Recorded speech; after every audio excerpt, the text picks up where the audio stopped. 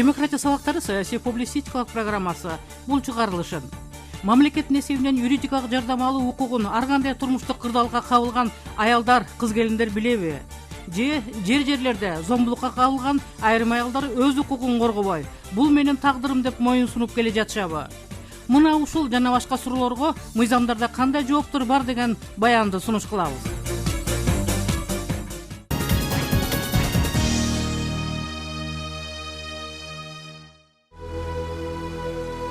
Кыргыз Республикасынын Юстиция министрлигинин акысыз юридикалык жардам борборлору жарандарга акысыз консультация жана жардам көрсөтүү үчүн мамлекет кепилдеген юридикалык жардам жөнүндө Кыргыз Республикасынын мыйзамын ишке ашыруунун алкагында түзүлгөн. Учурда республика боюнча Юстиция министрлигинин акысыз жардам көрсөтүү 30 борбор иштеп жатат. Мына ушул борборлордон мамлекеттин эсебинен юридикалык жардам алуу укугун ар кандай турмуштук кырдаалга кабылган аялдар, кыз келиндер билеби? Зомбулукка кабылган аялдардын укугун коргоодо бул борборлор кандай роль ойнойт? Биздин негизги максатыбыз ушул мыйзамдын алкагында ушул жарандарга юридикалык жардам берүү. Тактап айтсак, консультациялык укуктук жана квалификациялык юридикалык жардам жана ушул зордук зомбулук чөйрөсүндөгү мыйзамдарды жайылтуу, ушул жарандарга өз укуктарын түшүндүрүү болуп милдеттендирилген. Анын алкагында биздин борбор мамлекеттик кепилдеген юридикалык борбор дагы чоң ролун ойнойт. Биздин анализ боюнча, статистика боюнча караганда 90%дан ашык ушул зордук зомбулукка дуушар болгон жарандарыбыз ушул биздин мамлекеттик кепилдеген юридикалык жардам мыйзамдын критерийлерине дал келет. Себеби көбүнчөсү ушул айырылуу катмарлардын катарына кирген биздин жарандар болуп эсептелинет, айрыкча кыз келиндерибиз. Андыктан биз ошол багытта адвокат менен өз учурунда камсыздык берип, ошол тийиштүү жардам берип келе жатабыз. Эми ачыгын айтыш керек, бул багытта дагы өзгөчө бир көйгөйлөрү бар. Себеби бизде менталитет ушундай болуп калыптанып калган. Себеби аялдарыбыз ошол багытта мындай ачык айтып, ачык келип, ошол биздин юристке ошол багытта ачык айткандан дагы кичине тартынышат. Ага өзгөчө субъективдүү, объективдүү причиналары бар. Андыктан биз ошол багытта ушул маселени бир чечүү максатында биз ушул өзүңүздөр уксаңыздар керек, автобус, тилектеш автобусу аркылуу биз өзүбүз ошол айыл жерлерге чыгып, жерлерден жарандар менен конфиденциалдуу түрдө алдын ала жарыя кылып туруп, ошол адамдардан өзүбүз маалымат алганга аракетин жасап жатабыз. Бирок чынын айтыш керек, азыркыга чейин бул багытта бардыгы ачык келип, ачык кайрылгандан бир коркунучу барбы, же болбосо бир ишенбестиги барбы, же ошол эле баягы биздин менталитетке жараша кой уят эмне дейт, бул киши эмне дейт, тиги эмне дейт деген бир ой менен чынын айтканда азыркыга чейин бир ошондой бир көйгөй бар. Бирок мурункуга салыштырмалуу азыркы учурда ошол кайрылгандардын да саны көбөйдү. Эң негизгиси ушул багытта биз сапаттуу юридикалык жардам берүүгө дагы жетиштик десем жаңылышпайм. Биздин көбүнчө кайрылган жарандарыбыз, кыз келиндерибиз ушул көбүнчө ушул үй бүлөлөрдө болгон зордук зомбулуктар, ушулар өзүнүн ыктыяры менен көөгө чыкпай, ушундай алып качуу, же болбосо ата энеси сүйлөшүп эле күбөгө берип коюу, же эрте күбөгө чыгып алуу, анан ошондой маселелер дагы мүнөздүү болуп атат. Адан сырткары ушул тилекке каршы ушул биздин эркек жарандарыбыз ушул бул деле экономикага байланыштуу болсо керек, жумушу жок, бул кичине жаман иштерге барып ичип дегенде эметип жүргөн ушундай үй бүлөлөр көп. Бирок андай десеңиз дагы бир статистика бар. Жакшынакай үй бүлөлөрдө дагы Жетишкен. Бүт бар жоонон жетишкен үй бүлөлөрдө дагы ушундай зомбулуктар чыгып атат да. Бул деген мындай комплекстүү караганда бул маселе менин оюмча бул бир субъективдүү маселе да. Эсиңиздерде болсо керек, мурда үй бүлөдө зомбулук көргөн аялдар милицияга кайрылчу. Милиция болсо үй бүлө чатагына аралашкысы келчү эмес. Качан гана эрди катындын бири өлүп же жанкечтиликке барганда кыймылдабаса арызды ары жөнөтпөй кармап тура берчү. Азыр абал бир топ өзгөрдү. Бир эле учурда укук коргоо органдары да, юридикалык жардам борборлору да зомбулук көргөн аял затына көмөк көрсөтүшөт. Мен турмушка чыкканыма 8 жыл болду. Ушу 3 балам бар. Улуу кызым 1-класста, уулум 4 жашта. Кичүү балам уже 1,5 жашка чыгып калды. Жолдошум экөөбүз сүйлөшкөн эмеспиз. Ата-энебиз эле өз ара сүйлөшүп бизди үйлөндүрүп коюшту. Күйөөм болсо 31-де, менден 5 жашка улуу. Кайненем, кайнатам болуп Токмокто жашачубуз. Үйүбүз, чарбагыбыз чоң болчу. Ал чарбактын баары менин мойнумда. Калгандары болсо базарга соода алганы кетчет. Биз үйлөнгөндөн кийин 2-3 айдан кийин күйөөм кол көтөрүп баштады. Жөн эле бирдемселерди ойлоп чыгарып эле кычыктанып ушинте берчү да. Кайненем болсо булар тукум менен ушундай кызыл камчы, мен деле ушуга чейин таяк жеп жүрөм. Бир аз чыдасаң, бала чакал болсоңор, балким токтотуп калар деп эле мен жошкотуп коет. Күйөөм болсо сени оокатка теңдеген үчүн эле алгам, башка бирөөнү деле ала алмакмын деп мени шакала кылып жүрдү. Башынан эле айтышкан, сен иштебейсиң, үйдө отурасың, оокаттын баары сенин мойнуңда болот деп айтышкан. Үйдө мал бар, огородубуз чоң. Эртеден кечке эле жаным тынбайт ошоктан. Кайнатам, кайненем, жолдошум болсо базардан келишет, анан эс алып эле жатып калышат. Же болбосо чоң конок кетип калышат. Мен болсо үйдө акчам жок. Аял кишиге кийим, кече, андан сырткары гигиеналык нерселер керек да. Телефонго да акча беришпейт. Энем алып берген кийимдерим эскирди. Кээ бирөө батпай калды. Кайненем болсо 2-3 халат алып берген, тапочка. Ошол менен болду. Жолдошуңуз чогуу конокко барчу эмес? Жолдошуңуздун мындай достору? Жок, экөөбүз чогуу конокко барчу эмеспиз. Ошо көп эле көбүнчөсү эле өзү кетип калчу. Ишенсеңиз, бир жолу кабыргамды сындыра сабаганда дагы кийип чыкканга кийимим жок ишке. Халатчан, тапочкачан качып, ушу кеминге ата-энемдикине качып бардым. Ал жактан келбей эле коеюн деген, бирок кайненем жалбаратып кайра алып келди да. Андан кийин деле канча жолу күйөөм көк ала койдой кылып сабады бир топ эле. Бул жол бир жолкусунда болсо түнү менен мас болбой эле, ичпей эле, анан түнү менен эле мени мага кошуп ошо болушкан улуу кызымды кошуп сабап көчөгө айдап чыкты. Жөн эле өтпөй башымда жарып салды ошондо. Кошуналар келишип милиция чакырышты. Анан тез жардам мени ооруканага алып кетишти. Балдарым болсо ошо кошунакында ыйлап эле калып калышты да. Анан ал жактан айтышты мага кошуналар. Токмоктогу акысыз адвокат бере турган юридикалык борборго кайрыл деп. Ал жактан кайрылдым. Карасам юридикалык мамлекеттик жардам берүү борбору мага ошо адвокат жагынан жардам беришти. Милицияга, сотко, арызга жазуума да жардам кылышты. Ал жактан бардыгы бекер деп айтышты, анткени мамлекеттик ошон үчүн акысыз кызмат алып атасыңар деп. Сотко барганда, милицияга барганда да ошо адвокат жанында жүрдү да. Кадимкидей эле караан болуп, аябай чоң жардам болду. Азыр болсо ошо кызымды мектепке орноштурганга да жардам беришти. 2 балам болсо ошо мамлекеттик бала бакчага барып атышат.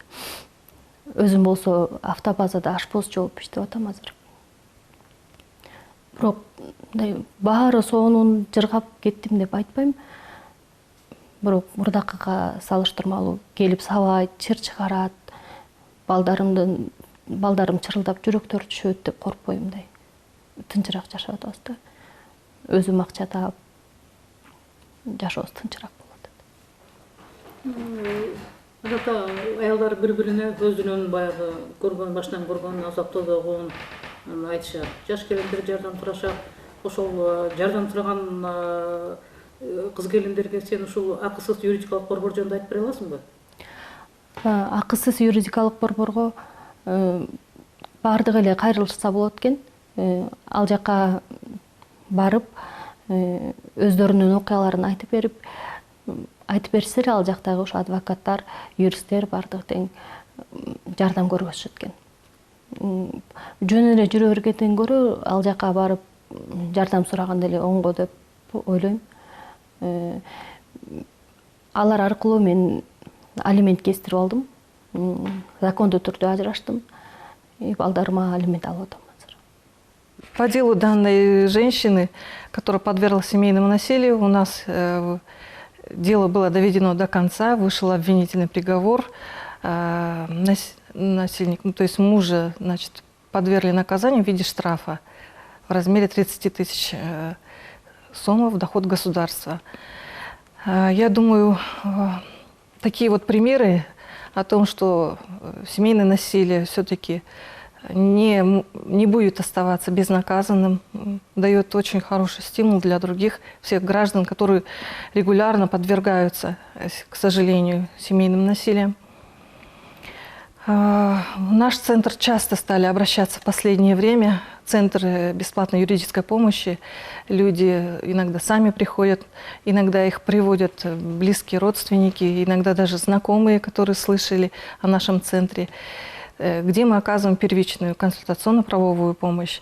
В дальнейшем, если статус клиентов наших подходит, значит, координаторы могут назначить адвоката, и от имени государства уже адвокат вступает и продолжает это дело вести, уже оказывая профессиональную юридическую помощь, представляя интересы потерпевшей как на следствии, то есть в досудебном производстве, так и в суде в дальнейшем, во всех 3 инстанциях. Есть такая возможность, люди могут обращаться, особенно те, которые финансово зависимы полностью от мужа. Аялдардын укугун коргоодо кандай кыйынчылыктар болот? Ну, при защите интересов женщин основные проблемы в том, что они сами просто очень боятся, напуганы. И первое, это значит страх за себя, что муж останется безнаказанным и будет продолжать, наоборот, еще больше обозлиться из-за того, что она обратилась все-таки и к адвокатам, и в правоохранительные органы. Поэтому очень сложно бывает убедить женщину, что это нельзя оставлять безнаказанным, что нужно заявлять, обращаться официально в органы милиции. Первая из причин вот заключается именно в том, что они и финансово зависимы, они не могут оплачивать. С другой стороны, у них страх идет, что не могут оплатить все услуги адвоката. Но сейчас вот есть возможность получать квалифицированную юридическую помощь именно от государства по линии государством гарантированной юридической помощи. Центры открыты, стараются уже открыть во всех регионах, охватить наше государство. Вот недавно, с Нового года, с этого 2021 года, открылся еще один центр в Кемине, в здании мэрии на 1-м этаже. Ранее все кеминские жители вынуждены были ездить и обращаться к нам в Токмакский центр бесплатной юридической помощи. Ну вот сейчас расширяется, и со временем во все регионы, я думаю, будут охвачены, где они первичную сначала консультационную правовую помощь получают, и в дальнейшем, если нуждаются, получают уже квалифицированную юридическую помощь. То есть адвокат сопровождает уже, представляет интересы потерпевших женщин. Биз жакында эле ушул Кемин районунда, анан Токмокто болгон ушул аялдарга болгон зордук зомбулук боюнча мындай республиканский резонанстуу иштер болду. Аялдарга болгон зордук зомбулукта бул Кемин анан Токмок статистикасы өскөн жокпу? Я полагаю, что все-таки вот в результате пандемии как раз-таки выросла статистика по фактам семейного насилия. Тому причиной, возможно, еще оказывается сейчас на данный момент факт того, что был принят новый закон в 2017 году, закон о защите от семейного насилия. где раньше вся проблема заключалась в том, что женщина сама должна была обращаться и боялась очень многих факторов того, что ее осудят, что будет хуже от имени, ну, что будет хуже, что муж еще больше будет избивать. А в данный момент появилась с принятием нового закона возможность обращения любого гражданина, который станет свидетелем семейного насилия. Правоохранительные органы будут принимать заявления от любых граждан по факту семейного насилия именно. Прохожие, соседи могут обращаться, близкие родственники, дальние родственники. Вот этот факт, я думаю, дал именно положительные результаты для того, чтобы такого рода дела по семейным насилиям не оставались безнаказанными. Азыр Бишкек шаарында, областтарда аялдар үчүн кризистик борборлор иштеп жатат. Ар кандай зомбулукка кабылган аялдар кризистик борборлордо. Алар юридикалык жардам алуу үчүн кимге, кайда кайрылышаарын билишеби? Бизде Ош шаарында 2020 жылы мына ошол COVID-19 пандемиясы башталган мезгилден баштап үй бүлөлүк зордук зомбулук маселеси күчөп кеткени баарыбызга маалым болгон. Бул маселе боюнча Кыргыз Республикасынын өкмөтү тарабынан дагы 2019 жыл менен 2020 жылдын биринчи кварталын салыштырганда аялдарга жана кыздарга карата болгон зордук зомбулуктун саны көбөйгөнү айтылган. Мына ошол пандемия башталган мезгилден баштап Кыргызстанда карантин киргизилген марттын аягында. Мына ошондо апрель айынан баштап биз ушул зордук зомбулукка кабыл болгон аялдарды, кыздарды, улгайган адамдарды, мүмкүнчүлүгү чектелген адамдарга кандай жардам берүү керек экендигин ойлонуп, бир нече өзүбүздүн шериктештер менен талкуулап, андан кийин атайын ушул борбор ачылган. Бүгүнкү күнгө чейин мына борбор эл аралык уюмдардын колдоосунун алкагында иштеп келе жатат. Эми негизинен эле ушул борбор ачылганын, ушул борборго келип кандай жардамдарды алыш керек, ал жерде кандай кызматтар жөнүндө сөз кетет, ошол тууралуу элге, ошонун арасында аялдарга жана кыздарга маалымат каяктан жеткирилет деген бир оор маселе болуп калат да. Өзүңөр билгендей, биз ушул күнгө чейин мындай офлайн форматында иштеп жүргөн болсок, пандемия башталгандан кийин аябай баттар анын ичинде эле биз ушул онлайн форматына өттүк. Бул онлайн дегенде биздин калайык калктын бардыгы эле негизинен ушул социалдык түйүндөрдүн көп кызматтары менен пайдаланышат. Ошонун бирден бири болуп бул жерде YouTube каналдары аркылуу көрүшөт, социалдык түйүндөрдөн Facebook, Instagram баракчаларына киришет. Биз ошондо өзүбүздүн ошол борбордун ала турган жардамдардын кызматтарынын түрлөрүн мына ушундай социалдык түйүндөргө жайгаштыра баштадык. Андан сырткары 2018 жылы ошол атайын үй бүлөлүк зомбулуктан сактоо жана коргоо мыйзамына өзгөртүү киргизилген. Мына ошол өзгөртүүлөрдө негизинен жергиликтүү бийлик, анын ичинде ошол айыл өкмөт, шаардык мэриялар өздөрүнүн астында атайын ушундай комиссияларды түзүш керек болчу. Ошол үй бүлөлүк зомбулуктан сактоо жана коргоону алдын алуу боюнча.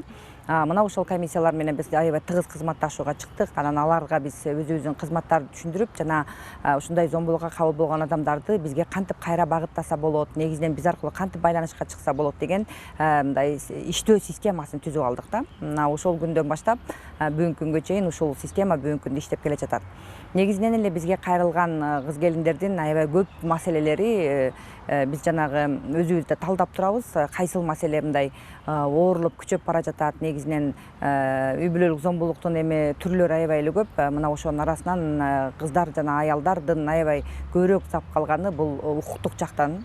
Негизинен эле ушул өзүнүн никесин катталбай калгандыгы, балдарына керектүү документтерди жасай албай жаткандыгы жана ошондой эле мүлккө болгон укуктары, бизнеске болгон укуктары жана бир нече ошол үй бүлөгө тиешелүү болгон мындай ошол ажырашуу процесси болуп калган учурлар дагы бар. Анан урду соктуу ушундай кемсинтүү мезгилинде ушул укуктук жактан өзүнүн сабатсыздыгын көрсөтүп келишет да. Анан ошол мезгилдерде ушул укуктук жактан кайрылуулар аябай көп. Анан аларга биздин юрист ошол мыйзам боюнча атайын кеңештерди берет, өздөрүнүн укуктарын коргош боюнча кандай кайсыл жакка кайрылса болот, арыздарды кантип жазса болот жана өзүнүн укугун коргоп аткан мезгилде мисалы аял киши негизинен бала менен гана элестете алабыз. Ошон үчүн алар өздөрүнүн балдарынын болгон укуктарына мындай өздөрүнүн укуктарын коргоп калыш үчүн кандай иш чаралар жүргүзүш керек, мына ушул тууралуу көбүрөөк кайрылышат. Анан ушул зордук зомбулукка кабыл болгон аялдардын жана кыздардын бардыгы эле мисалы ажырашууга же кандайдыр бир башка бир мындай акыркы чекке барбайт. Ошол борборго келгенден кийин биринчиден өздөрүнүн билимин өркүндөтөт, экинчиден ошол укуктук жактан маалыматтуулугун жогорулатат жана ошол үй бүлөдөгү жана коомдогу өзүнүн ролу тууралуу толук маалыматты алышат. Эгерде өздөрүнөн кеткен кемчиликтер болсо аны оңдоого аракет кылышат. Негизинен бул борбор ошол үй бүлөлөрдүн ажырашуусуна же ошондой эле мына ушундай мындай чет акыркы бир мындай абалга дуушар болбой калышына алдын ала чара көрөт да. Зомбулукка кабылган кыз келиндер албетте алгач юридикалык жардамга муктаж. Мындай жардамды аймактык юстиция бөлүмдөрү көрсөтө алабы? Чын айтканда, юридикалык жардам негизинен региондогу айылдагы кыз келиндерге көбүрөөк муктаж да. Сиздердин ошол областтык башкармалыктар аларга жардам бере алабы? Ошол биринчи жардамды көрсөтө алышабы? Албетте юридикалык жардам бүгүнкү коомубуздагы бул социалдык багыттагы айрыкча ошол аялдарга, кыздарга зомбулуктун жана басмырлоонун ар кандай түрлөрүн жоюу боюнча абдан муктаж. Бул борбордо эле эмес, аймактарда дагы. Юстиция министрлиги бул бирден бир милдеттеринин бири ошол укукту үгүттөө жана укукту камсыз кылуу боюнча милдеттерди аткарат. Ошол юстиция башкармалынын областтык башкармалыктарынын алдында калкка акысыз юридикалык жардам көрсөтүү борборлору бар. Бүгүнкү күндө алардын саны 30ду түзүшөт. Алар мамлекет кепилдеген юридикалык жардам боюнча акысыз укуктук консультациялык кызматтарды көрсөтүп келүүдө. Ал жерде атайын адвокаттардан турган график, окутулган адвокаттардан турган график бар. Жана ошол эле мамлекеттик кызматкерлердин ошо юстиция башкармалыгынын адистеринин тобунан турат дагы бүгүнкү күнгө чейин иштеп келет. Мына биз турмуштук эле жагдайды алалы да. Алыскы бир айылда болду бул окуя. Ал айыл өкмөтүнө келет. Айыл өкмөтүнөн районго келет, анан областтык башкармалыкка келет. Ушул ошондой келүү жолдору элге түшүндүрүлгөнбү? Ошол атайын биз быйыл болсо тилектештик автобусунун алкагында ошол эле учурда теңдик нуру долбоорунун алкагында ошол багытталган аялдардын жана кыздардын укуктарын басмырлоого эч кандай бир жол бербөө боюнча атайын биз адвокаттарды тандап алып 25 адвокаттын ичинен бул март айында жана апрель-май айларында атайын окутуулар, тандоо процесстери жүрүп, анын ичинен 11 адвокат тандалып алынып, бүгүнкү күндө ошол 14-июндан баштап Ош областынан, 21-июндан баштап Нарын областарына тилектештик автобустар менен чыгып атат. Ошол адвокаттардын атайын ошол багытта үйрөтүлгөндүгү, ошондой иштерди алып барууга, алардын купуялуулугун сактоо, мындан ары укуктарын коргоо боюнча камсыз кылуу бир аракеттерин жашоо боюнча үйрөтүлгөн. Ошону менен бирге эле ал жерге Кыргызстанын саламаттык сактоо жана социалдык өнүктүрүү министрлигинин аймактык башкармалыктагы атайын эне жана балдарды коргоо боюнча адистери, бир психологтору кошо чыгуу менен иш-чараларды жүргүзүп келди. Бул теңдик нурунун алкагында Ош областынан кара суу өзгөн райондору тандалып алынып 14-июндан 21-июнга чейин жүргүзүлдү. Ал эми 21-июндан 24-июнга чейин Нарын областынын Ат башы жана Кочкор райондорунда жүргүзүлүп келди. Зомбулукка кабылгандар эми аны элге жарыя болуп кетүүсүнөн баягы сактанышат. Бир жагынан намыс, экинчи жагынан баягы үй бүлөлүк купуялуулук. Анан бизде ушундайда укук коргоо органдарына же бир органдарга кайрылсаң эле эртеси алып бүт айылга дүң кетет. Андан кийин баардык мындай жашыруун нерсе ачыкка чыккандан кийин ал такыр ачыкталып калат. Баардык тарабынан, моралдык жактан, башка жактарынан айтыңызчы. Ошол купуялуулукту сактоонун кандай жүргүзөсүңөр купуялуулукту сактоону? Купуялуулукту сактоо боюнча мисалы адвокат атайын бул лицензия алууда дагы мыйзамдарды, жарандардын укуктарын сактоо, алардын кепилдиктери боюнча, аларды жашыруун маалыматтарды жарыялоо мыйзам жоопкерчиликтери бар боюнча атайын суроолордон, даярдыктардан өткөн. Негизинен адамдын жеке жашоосу айрыкча аялдардын же жаш кыздардын жанагы бир басмырлоо, зомбулукка кабылганда бул купуялуулукту талап кылат. Жана ошол эле жаш өспүрүм кыздын жанында келечегине доо кетпеш үчүн мунун бардыгы мыйзамдар боюнча сакталыш керек. Анын психологиялык абалына да доо кетпеш үчүн Ошол тартипте могу мен жана белгилегендей март айларында 9 мартта 11 апрелде жана 6 майда окутуулардан өткөн. Мисалы мен ошол зомбулукка кабылган кыздардын, аялдардын боюнча мен ар бирине токтолбой эле купуялуулукту сактоо менен статистикалык санын айтып кетсем, Ош областында жүргүзүлгөн ошол 14-июндан 23-июнга чейинки ошол теңдик нурунда аялдардын жана кыздардын ар кандай басмырлоо зомбулукка каршы боюнча 137 жанан кайрылып, алардын ичинен 6 ошол зомбулукка бир басмырлоого кабылган учурлар болгон. Бул 6 купуялуулукту сактоо менен, ал эми Нарын областында Кочкор ат башы районунда 7 болгон, 115 кайрылуунун ичиненчи. Ошол Нарын областында бир мисалды айтсам, ошол теңдик нурунун долбоорунун алкагында тилектештик автобусу барганда, ошол өспүрүм кызга басмырлоо өзүнүн жакындары болгондугун, аны адвокат менен жана социалдык адистин катышуусунда бир жашыруун айтылгандан кийин ал кызды ал жерден алып райондун областтын борборуна алып келип, атайын жанагы социалдык мекемеге жайгаштыруу иш-чара жүргүзгөн. Ал эми мындан нары ошол укуктук аңгемелешүүдө адис, атайын жанагы педагогикалык адис жашы жетпегендер үчүн ошол эле учурда адвокат, юридикалык билими бар маселелерди уккандан кийин купуялуулукту сактоо менен мындан нары анын укугун коргоо, жанагы биздин конституциябызда көрсөтүлгөндөй дагы мамлекет кепилдеген юридикалык жардам мыйзам негизде биз юстиция министрлигинин алдындагы борбор адвокатты берип, андан нары анын ишин сот органдарында же тергөө органдарында коргоо иш-чаралары, анын укугун коргоо иш-чараларын биз адвокат менен камсыз кылып жүргүзөбүз. Ал эми биз менен кошо барып аткан ошол социалдык өнүктүрүү башкармалыктардын өкүлдөрү аларды бир социалдык коргоого, психологиялык жактан кеңештерди берүүгө, аны бир атайын мекемеге жайгаштыруу жагына ошол жактарды көзөмөлгө алышат. Жарандарга биз буга чейин да кайрылып келебиз. Адамдын укугу бул коомдо, бул кайсы гана коом болбосун, бул адамдын укугу биринчи кезектеги нерсе. Ал кол тийбегестик жана адам төрөлгөндө кошо келет. Ансыз бул адам төрөлгөнгө чейин да укук кошо келет. Анткени ал жанагы энесинин ден соолугун кам көрүү, ошол баланын жарык дүйнөгө аман эсен ден соолукта келүүсү, мунун баардыгы укук. Ошон үчүн кайрылып кетем. Ошол эле учурда биз жарандарга да кайрылабыз. Эч кандай бир бейбаштык, бир акылдан сыртка чыккандык, айрыкча бирөөлөргө зомбулук укугун бузуу бул мыйзам жоопкерчилигине алып келе турган, баары билиш керек. Жанагы мыйзамды билбегендик мыйзам жоопкерчилигинен кутулпайт деген сөз бар. Ошондуктан кандай гана кыңыр иш кырчылда билинет дегенде да кандай гана кылмыш болбосун, азыркы күндө мына социалдык тармактын өнүгүүсү, элдердин бир медиа тармакка кириши, бул кече болгон нерсе ошол күнү же эртеси гана ачыкка чыгат. Бул кайрылууда дагы ошол аялдарга да кайрылып кетебиз.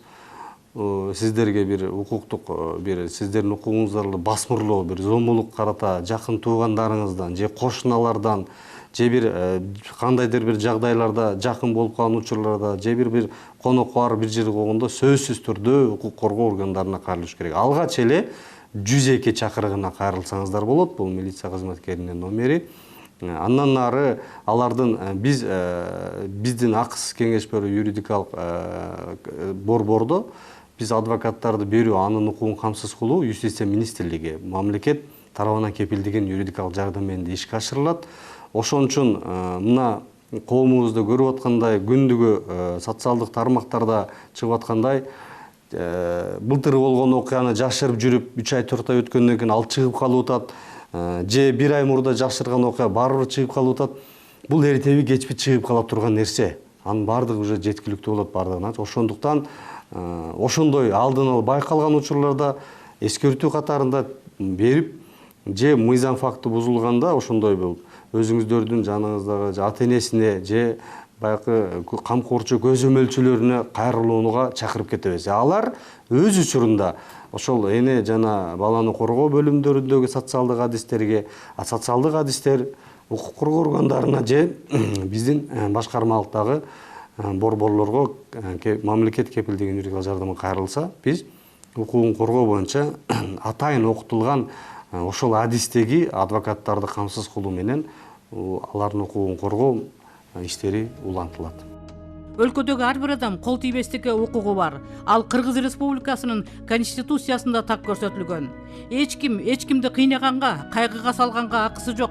ар бир адам уникалдуу кайталангыс инсан экенин, бул дүйнөгө бактылуу жашап өтүүгө келген экенин билүүсү зарыл. Бул укук ыйык Куранда да белгиленген. Бактылуу аял заты гана бактылуу балдарды тарбиялап чоңойто алат. Кандай болгон күндө да аял заты зордук зомбулукка баш ийип, көнүп жашабашы керек. Мыйзам үй бүлөдөгү зомбулуктардын төмөндөгү формаларын аныктап берет. Физикалык зомбулук. Үй бүлөнүн бир мүчөсүнүн экинчи бир мүчөсүнө атайлап денесине таасир этүү, бир жакка баруу келүү эркиндигинен, турак жайынан, тамак ашынан, кийиминен ажыратуу же чектөө, оор жумуштарды кылууга мажбурлоо, ошондой эле багуу жана кам көрүү милдетинен четтеп качуу. Психикалык зомбулук. Ар намысты жана кадыр-баркты атайлап басынтуу, саламаттыгынын бузулуусуна алып келүүчү иш-аракеттерди жасоого мажбурлоо, ошондой эле өсүп жетилгендердин алакка катышка болгон укугун чектөө. Экономикалык зомбулук. Үй бүлөнүн бир мүчөсүнүн үй бүлөнүн экинчи бир мүчөсүн багып күтүү боюнча милдетин атайын аткарбаганы, ошондой эле ишеним берилген жактын ишенген жактын зыянына мүлктү же кирешелерди жана же каражаттарды мыйзамга ылайык колдонуу, же кожоюндук кылуу укугунан атайлап ажыратуу же чектөө. Тоотпогон мамиле. Үй бүлө мүчөлөрүнө жана аларга теңдештирилгендерге кам көрүү милдетин атайлап аткарбоо. Эгерде сиз же сиздин жакындарыңыз үй бүлөлүк зомбулукка кабылган болсо, анда 102 милиция кызматына чалып чакырыңыз, зомбулук фактысы жөнүндө кабарлаңыз. Эгерде 102 номерине чалгандан корксоңуз же жооп бербей жатса, 112 номерине чалыңыз. Бул атайын даярдалган операторлор алар эмне болгонун тез түшүнүп, сиздин чалууну туура кызматка багытташат. Керек болсо тез жардам кызматын чакырыңыз. Үй бүлөлүк зомбулук фактысы жөнүндө билдирүү жөнөтүп, кылмышкерди жоопко тартуу. Арыз бергенде юридикалык, социалдык, психологиялык жардамга жана башка жардамга муктаждык жөнүндө маалымдаңыз. Соттук медициналык экспертиза жүргүзүү үчүн РИИПтен ИИМден жолдомо алуу, убактылуу коргоо ордерине кайрылуу. Эгерде сиз же ушул кырдаалда турган сиздин жакындарыңызга дарыланууну талап кылсаңыз, анда бардык чыгымдарды жазыңыз. Сатуу жана накталай квитанцияларды ыргытпаңыз. Эгерде сизден милиция бөлүмүнө арыз кабыл алууда баш тартылса, же сиздин суроо талабыңызга жооп бербесе, анда алардын иш-аракеттери боюнча прокуратурага же сотко даттанууңуз керек. Расмий маалыматтарга ылайык Кыргызстанда үстүбүздөгү жылдын январь айынан бери 700дөн ашык үй бүлөлүк зомбулук, кылмыш жана жоруктардын бирдиктүү реестрине катталган. Ал эми буга чейин улуттук статистика комитети үй бүлөлүк зомбулук 65%ке көбөйгөнүн жарыялаган. Биз азыр өлкөдө болуп жаткан социалдык экономикалык көйгөйлөргө алаксыбашыбыз керек. Бул өткөрүл учурдагы көнүмүш көрүнүш. Ал көйгөйлөргө шилтеме жасап, аны башкы себеп кылып, кыз келиндерге жасалган зордук зомбулуктарга колдун сыртынан мамиле кылсак, анда мамлекеттүүлүккө жаранка кетет. Аял эне үйдүн куту, балдар үчүн жылуу уя. Аялга көрсөтүлгөн зомбулук жаш муундардын келечегине ишенимсиздик жаратат. Биз ушул ачуу чындыкты жадыбыздан чыгарбасак.